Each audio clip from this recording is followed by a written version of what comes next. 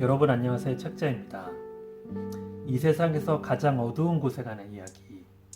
내가 가장 감사하게 생각하는 두 가지가 있습니다.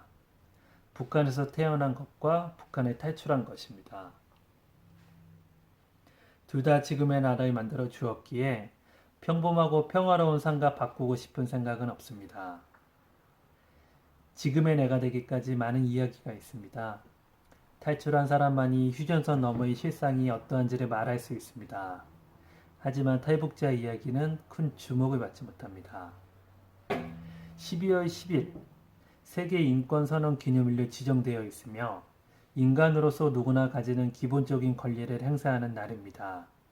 즉 우리는 자유의지로 살아간다.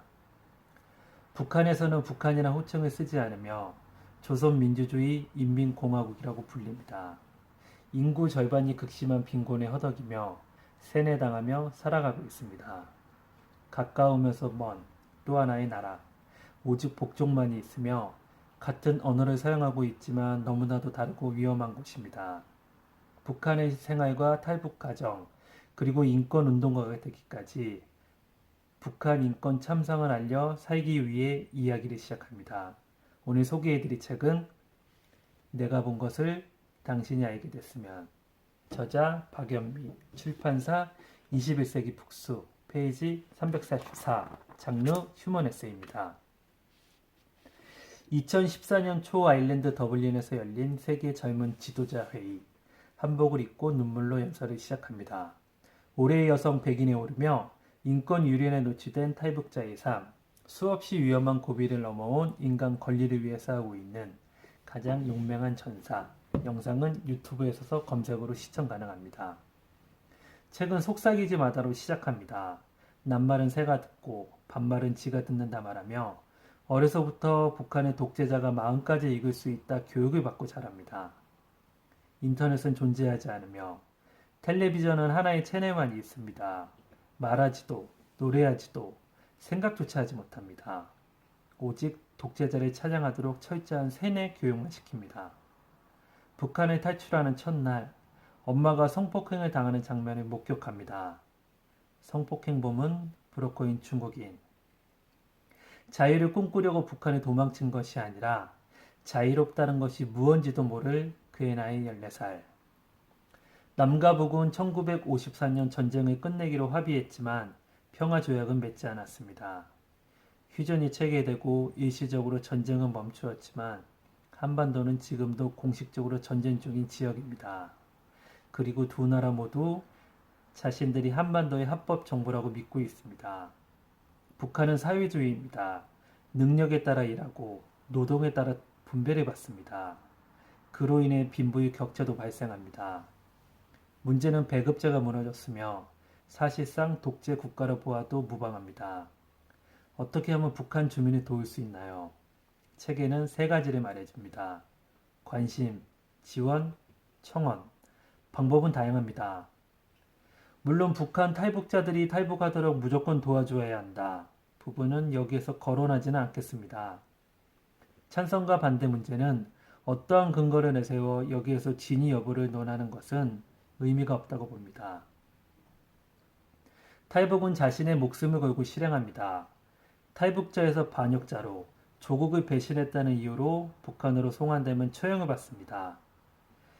인권운동가는 자신의 얼굴까지 공개하는 위협을 무릅쓰고 무엇을 보았고 무엇을 알리고 싶었던 걸까요? 책은 북한 주민의 실상, 그 후 삶의 이야기를 합니다. 탈북자가 살기 위해 선택한 곳, 남한. 초기 탈북자들은 영웅 대접을 받고 큰 보상과 신변 안전이 보장되었습니다. 그 후 1990년 탈북자가 쏟아지자 그들을 위한 정착 제도에도 무리가 갑니다.